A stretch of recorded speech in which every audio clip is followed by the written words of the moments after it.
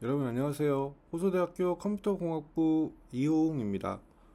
최근에 디지털 의료기기가 활성화되면서 정보보호의 중요성이 부각되고 있는데요. 이를 대변하듯이 최근에 미국 FDA의 디지털 의료기기 사이버 보안 가이던스가 개정되었습니다. 이 영상에서는 개정된 FDA 사이버 보안 가이던스 내용을 중심으로 디지털 의료기기 개발 과정에서 고려해야 할 사항들이 어떤 것들이 있는지 살펴보도록 하겠습니다. 디지털 의료기기에 관심 있는 학생들과 개발사들에게 도움이 되면 좋겠습니다.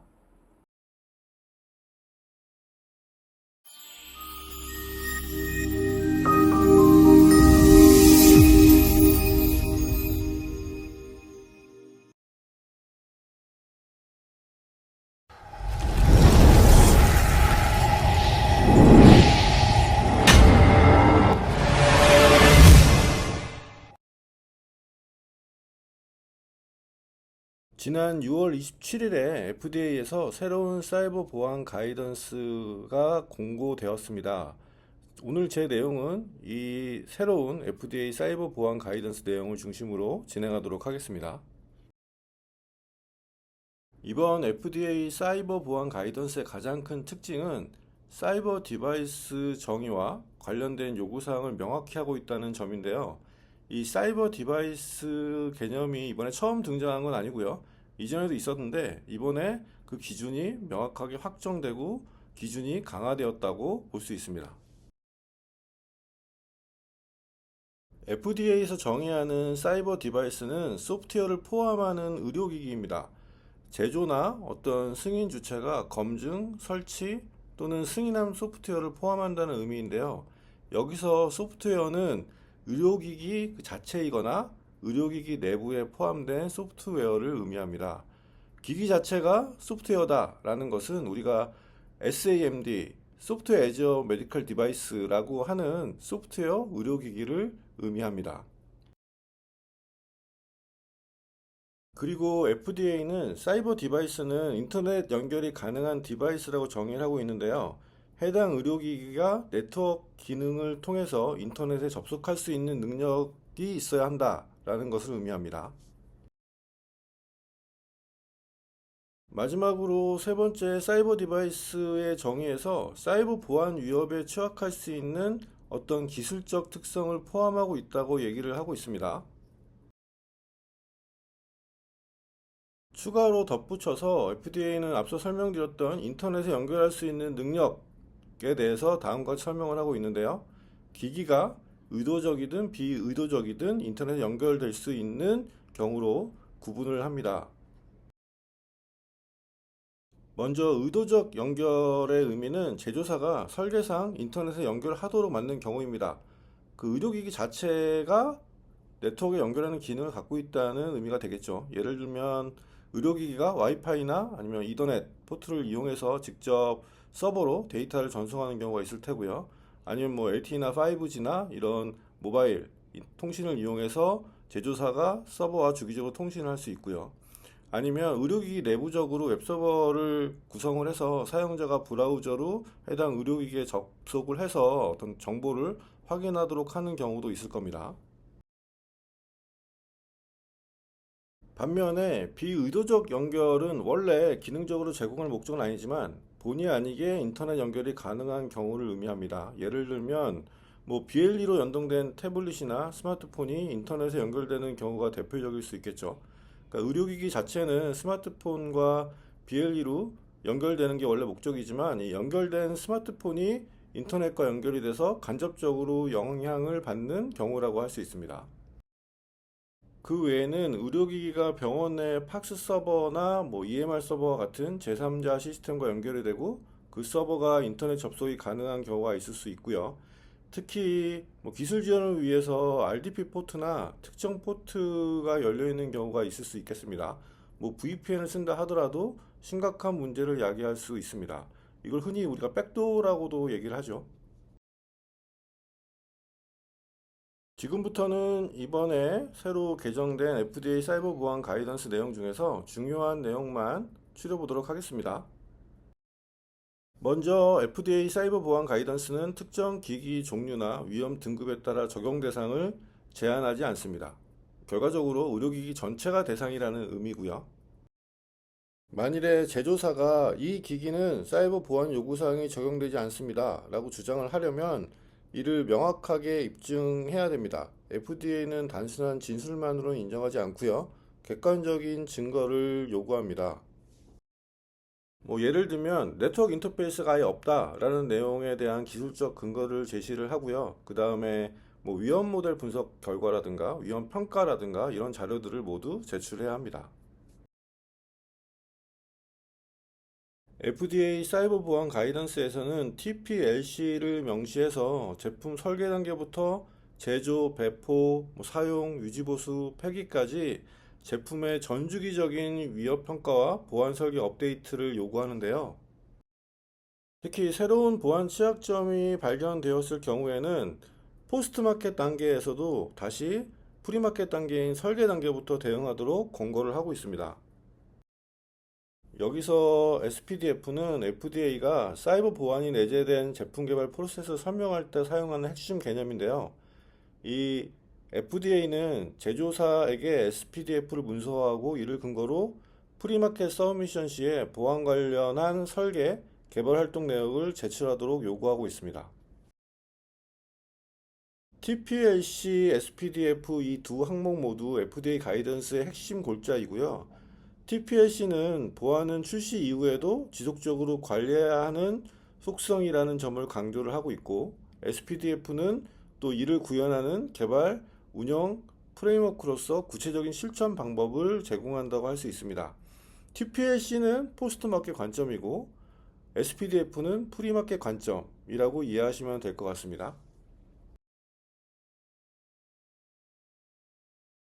그리고 여기 설명된 사이버 디바이스의 정의는 섹션 7 사이버 디바이스에 명시되어 있습니다. 그리고 FDA는 품질 경영 시스템의 사이버 보안 관리 절차를 통합할 것을 요구하고 있습니다. 이 사이버 보안 활동이 별도로 존재하는 것이 아니라 품질 시스템의 일부 프로세스로 포함되어야 한다는 것을 의미하는데요. 품질의 범위가 확대되었다고도 해석할 수 있고 사이버 보안의 범위가 확대되었다고도 해석할 수 있겠네요. 이 FDA는 SPDF를 활용해서 QMSR 요구사항 충족 여부를 입증할 것을 권장하는데요. 그리고 이 FDA 사이버 보안 가이던스에서는 관련하여 특정 보안 표준을 직접 의무화하지는 않습니다. 여기 있는 표준을 참고해서 적용할 것을 권장하고 있습니다. 그리고 FDA에서는 리스크 관리 체계를 분리하고 또 연계할 것을 요구하고 있습니다. 이 세이프티 리스크와 시큐리티 리스크를 구분을 하고 있고요. 그렇지만 이 상호 영향을 고려해서 AAMI TIR 56을 활용해서 체계적인 보안 리스크 관리 절차를 수립할 것을 또 요구하고 있습니다. 여기서 ISO 14971 세이프티 컨텍스트는 의료기기 안정성 관점에서의 위험 관리를 의미하고요. 환자나 사용자에게 물리적 위해가 발생하는 위험에 초점을 두고 있습니다. 예를 들어서 기기가 오작동해서 환자가 부상을 당한다거나 아니면 치료가 실패한다거나 심지어 생명의 위협까지 야기할 수 있을지를 관리하는 것이라고 볼 수 있습니다. 반면에 시큐리티 컨텍스트는 사이버 보안 관점에서의 위험 관리를 의미하는데요. 우리가 흔히 보안의 3요소라고 얘기하는 confidentiality, integrity, availability 이들의 손상으로 인한 영향에 초점이 있고요. 예를 들면 랜섬웨어 감염으로 인해서 기기 서비스가 불가한다던가 아니면 데이터가 조작됐다던가 아니면 의료정보 유출 등이 있을 수 있겠죠. 결과적으로 시큐리티 문제가 세이프티에 영향을 미칠 수도 있기 때문에 두 개를 구분은 하지만 연계성을 유지할 것을 강조를 하고 있습니다. 보안 사고가 안전 사고로 연결되지 않도록 하기 위함이겠죠. 여기 있는 AAMI TIR 56은 의료기기 사이버 보안 위험 관리 시스템 설계 및 운영에 관한 표준이라고 볼 수 있습니다. 그 FDA가 시큐리티 리스크 매니지먼트를 위한 권장 참조 문서로 제시를 했고요. 그 AAMI TIR57도 있는데 이것은 앞서 말씀드린 그 ISO 14971과 연계해서 그 시큐리티 컨텍스트를 강화하는 가이드라인을 제공을 하는데요. 의료기기 자체의 보안 위험 관리 표준이라고 보시면 될 것 같습니다. 그리고 FDA는 의료기기 제조사가 기기 관련 사이버 보안 정보를 레이블링을 통해서 제공할 것을 요구하고 권장하고 있습니다.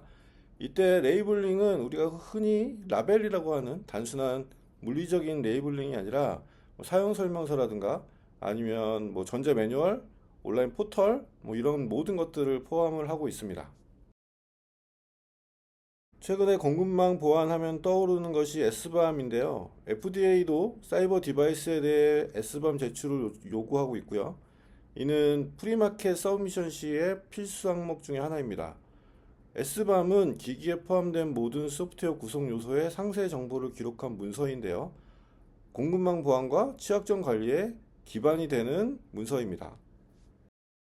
FDA 사이버 보안 가이던스에서는 S밤 형식으로 SPDX와 사이클론 DX를 인정하고 있고요. 뭐 메타 정보와 컴포넌트 속성은 이들 표준 구조에 기반하고 있습니다.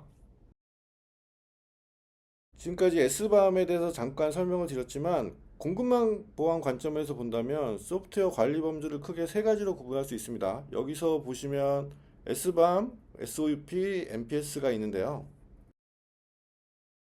먼저 S밤은 기기나 시스템에 포함된 모든 소프트웨어 구성 요소와 그 속성을 나열한 문서입니다. 공망 보안에서는 백수와 함께 핵심적인 요소죠. S밤 내에 명세된 주요 내용들은 구성 요소명, 뭐 버전, 공급자, 해시, 식별자, 뭐 종속성 관계, 그리고 뭐 지원 수준, 지원 종료일 등의 수명주기 정보들이 있습니다. S밤은 공급망 보안에서 오픈소스와 상용 모듈의 취약점 식별과 관리에 목적을 두고 있고요. 대표적인 표준으로는 SPDX, 사이클론 DX, 그리고 스위드가 있는데 스위드는 식별자에 대한 표준이라고 볼 수 있겠죠. 그리고 옆에 SOUP, Software of Unknown Prevenance가 있는데요. 그 Unknown Prevenance라는 말 그 자체로 이 출처와 개발 과정이 명확하지 않은 제품 내부의 소프트웨어를 의미합니다. 보통 오픈소스 라이브러리가 대부분이고요. 그리고 외부에서 가져온 알 수 없는 코드나 모듈 등이 해당될 수 있겠습니다. 따라서 이 SOUP는 품질과 보안성 검증에 한계가 존재하기 때문에 정밀하게 명세하는 데 한계를 가지고 있습니다. 일반적으로 SOUP에 해당하는 것들은 공급자나 버전 등이 누락되는 경우가 많고요. 특히 소스가 없이 그냥 바이너리 모듈만 제공된 경우라면 더더욱 관리 이슈가 커질 수 있습니다. 일반적으로 이 SOUP는 그 SCA 도구 등을 이용해서 바이너리 분석을 통해서 최대한 많은 메타데이터를 추출하고요. 완전한 명세가 불가능하더라도 최대한 파악 가능한 메타 정보들을 기록을 해야 합니다. 어찌 보면 S밤의 하위 개념일 수도 있겠네요. 이러한 이유 때문에 FDA에서도 이 SOUP 같은 경우에는 별도의 위험관리 프로세스를 병행해서 면밀한 취약점과 안정성 평가를 수행하도록 요구하고 있습니다. 다음은 NPS입니다. Non-Product Software. 이것도 말 그대로 제품과 연관이 없는 소프트웨어인데요. 제품 자체는 포함되지 않지만 뭐 개발이나 제조, 유지 보수 등 과정에서 사용되는 소프트웨어를 의미를 합니다. 결국 제품의 일부가 아닌 운영에 쓰이는 소프트웨어라는 건데요. 예를 들면 뭐 개발 단계에서는 소스코드 버전 관리 시스템, 뭐 기시나 SVN, 그 다음에 뭐 협업 도구인 지라, 컴플루언스, 노션 같은 게 있을 수 있겠죠. 제조 단계에서는 생산 설비 제어 프로그램, 뭐 품질 검증 단계에서는 자동화 테스트 스크립트, 뭐 이런 것들이 있을 수 있습니다. 지금까지 말씀드린 대로 MPS는 엄밀히는 S밤 대상에는 직접 포함되지 않습니다. 그렇지만 QMS 관점에서 품질 관리 관점에서 관리 대상이라고 할 수 있기 때문에 이 또한 별도의 관리 프로세스가 요구되고 있습니다. 그렇다면 이러한 소프트웨어 관리 항목들에 대해서 실제 필드에서는 어떻게 적용해야 하는지 예시로 설명을 드리도록 하겠습니다. 이 그림은 소프트웨어 개발 검증 파이프라인, 뭐 CI/CD라고도 하고 뭐 빌드 파이프라인이라고도 하는데요.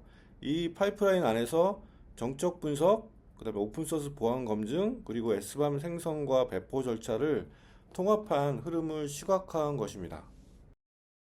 왼쪽 스타트에서 시작해서 오른쪽의 끝에 엔드까지 여러 단계별 빌드 검증 배포 절차를 순서대로 거치는 구조를 가지고 있습니다. 먼저 이니셜라이즈 단계인데요. 여기서는 빌드 환경을 초기화한다고 이해하시면 됩니다. 다음 클린 단계에서는 빌드 시스템과 기타 관련 시스템들을 초기화합니다. 그리고 체크아웃 소스 단계에서는 소스 코드 저장소에서 소스 코드를 가져오고요. 체크 모디파이 단계에서는 변경된 소스 코드가 있는지를 확인을 합니다. 그 후에 커버러티와 같은 정적 분석 도구로 빌드를 수행하는데요. 이 커버러티는 정적 분석 테스트 도구라고 보시면 될 것 같습니다. 이 커버러티와 같은 도구들은 FDA가 요구하는 시큐리티 테스팅 중에 정적 분석에 해당되고요. 이 결과 프리마켓 서브미션 시에 소프트웨어 보안 품질 검증 근거로 활용이 가능합니다. 빌드가 되었으면 이제 검증을 해야겠죠. 베리파이 단계는 중요 보안 검증 단계이기 때문에 여기 보시는 것처럼 여러 과정을 단계적으로 거치게 됩니다. 먼저 커버러티와 같은 정적 분석 도구로 소스코드 보안 취약점 검증을 수행합니다. 그리고 해당 소스 코드에 대한 라이선스와 저작권 검증을 진행하고요. 그 후에 오픈소스에 대한 취약점 검증을 진행합니다. 그리고 SCA 툴로 소프트웨어 전체 구성 요소를 분석하는데요. 여기서는 오픈소스 외에 상용 라이브러리가 해당됩니다. 네, 마지막으로 지금까지 검증 결과를 바탕으로 S밤을 생성을 하게 됩니다. 검증이 끝나고 S밤이 생성되었으면 이제 결과를 배포해야 하는데요. 순서대로 저작권 검증 결과를 배포하고요. 커버러티와 같은 정적 분석 도구를 이용한 분석 결과를 배포하고요. 생성된 S밤을 배포하는 과정으로 진행이 됩니다. 마지막으로 파이널라이즈는 전체 프로세스 종료 전에 마무리하는 과정이 되겠습니다. 여기서 강조된 5개의 핵심적인 프로세스, 정적 분석, 오픈소스 검증, 라이브러리 검증, S밤 생성, S밤 배포 이 5개는요. FDA와 뭐 ISO 81001-5-1, 뭐 IEC 62304 이런 표준 등에서 요구하는 소프트웨어 보안 품질 관리 필수 요소에 해당이 되고요. 특히 FDA 사이버 보안 가이던스에서는 프리마켓 서브미션 시에 제출해야 하는 항목과 직결이 된다고 볼 수 있습니다. 당연한 얘기지만 자동화된 빌드 파이프라인의 보안을 내재하는 것은 개발 초기 단계부터 보안 검증을 수행하기 위한 목적이고요. 여기 설명드렸던 SCA, 소프트웨어 컴포지션 애널리시스 도구인데요. 이 도구들은 오픈소스나 아니면 뭐 제3자 라이브러리의 취약점과 라이센스 문제 등을 식별하는 목적을 가진 도구입니다. 이 그림은 지금까지 설명드린 개발팀의 CI/CD 파이프라인에서 S밤을 생성, 저장하는 과정과 이를 오픈소스 관리 시스템과 연계해서 보안 취약점 정보를 관리하는 전체적인 흐름을 보여줍니다. 개발의 CI/CD 파이프라인에서 생성된 S밤 파일이 오픈소스 관리 시스템으로 전달이 되고요. 여기서 뭐 패키지 메타데이터와 보안 취약점 데이터베이스, 뭐 CV, MBD가 있겠죠. 이런 취약점 데이터베이스와 연계가 가능해집니다. 그런데 여기서 S밤이 CI/CD 파이프라인에서 이미 생성이 됐는데 왜 오픈소스 관리 시스템을 거쳐서 또 생성이 되나요? 라고 질문을 하실 수 있을 거예요. 그 이유는 CI/CD 단계에서 S밤 생성 목적과 오픈소스 관리 시스템에서의 S밤 생성 목적이 서로 다르기 때문인데요. 즉, 같은 S밤이 아니라 서로 다른 시점과 목적의 S밤인 셈입니다. 다시 말해서 CI/CD 파이프라인에서 S밤 생성은 빌드 직후에 베리파이 단계에서 이루어진 것이잖아요. 그래서 빌드 산출물에 포함된 구성 요소를 그대로 문서화한 것이라고 볼 수 있고요. 반면에 오픈소스 관리 시스템에서 S밤을 생성하는 것은 이 CI/CD에서 생성된 S밤 파일을 전달받은 후입니다. 그렇죠? 그래서 여기서는 취약점 데이터베이스, 뭐 CV나 MV나 OSS 인덱스나 이런 취약점 데이터베이스와 연동을 해서 최신 취약점을 매핑하기 때문에 운용 배포 전의 최종 보안 검증 단계라고 볼 수 있습니다. 다시 말해서 CI/CD에서 생성된 원본 S밤을 기반으로 최신 보안 정보와 정책 검증 결과를 반영한 강화된 S밤을 생성하는 것이라고 이해하시면 되겠는데요. 결국엔 S밤을 주기적으로 재검토해서 배포 후에도 최신 취약점을 반영할 수 있다는 장점을 가지게 됩니다.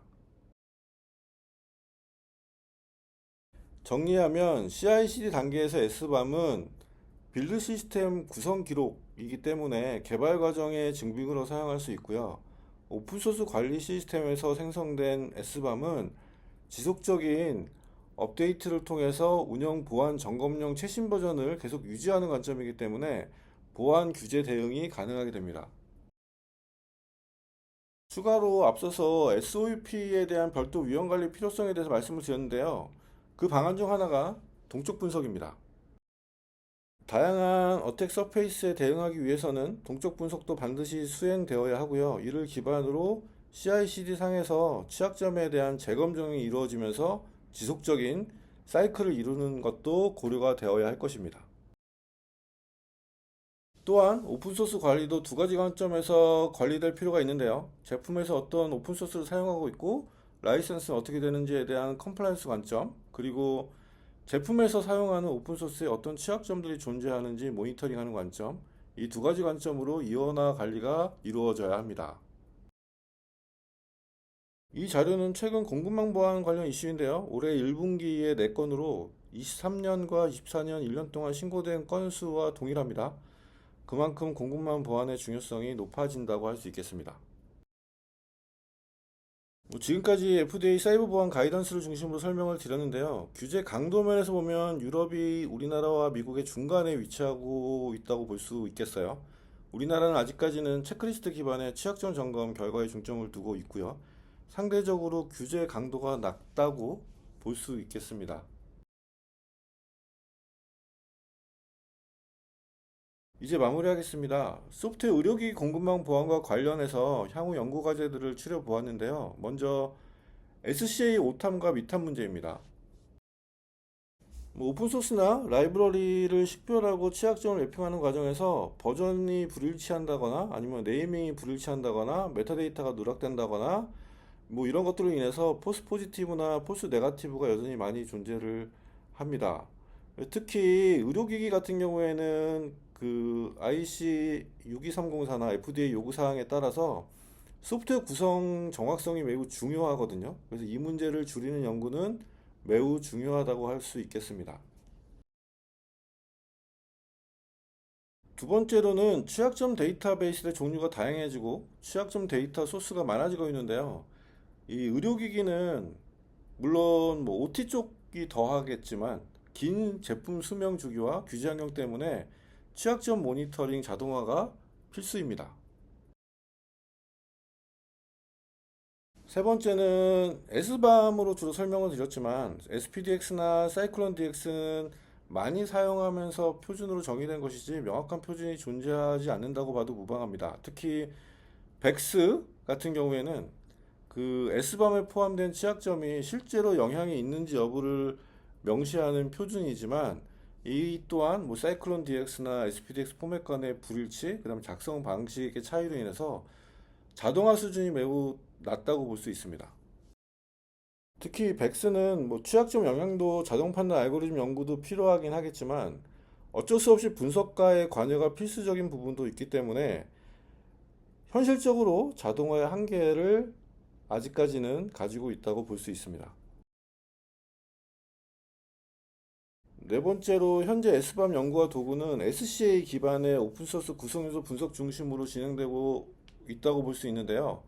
상용 라이브러리나 펌웨어나 의료기기 전용 RTOS나 이런 부분에 대한 S밤 연구는 아직 부족한 상황입니다. 마지막으로 의료기기 소프트웨어는 패치, 유지보수 보안 업데이트 과정에서 항상 형상 변경이 빈번히 발생합니다. 물론 OT 보안 분야가 이 부분은 가장 더 심각할 수 있겠지만 이 변경 추적과 재검증 비용이 만만치 않기 때문에 S밤 기반의 자동 검증 체계가 반드시 필요하고요. 물론 생성도 필요하지만 앞서 말씀드렸지만 변경에 따른 영향도 추적 분석 자동화 이런 부분에 대한 연구도 필요하다고 판단이 됩니다. 이상으로 마치도록 하겠습니다. 생소하고 어려운 내용이라고 생각하시는 분들이 많으실 텐데요. 앞서 말씀드렸듯이 공급망 보안과 의료기기 개발에 관심이 있으시거나 아니면 현재 공부 중인 학생들 그리고 의료기기 개발사들에게 조금이라도 도움이 되었으면 좋겠습니다. 감사합니다.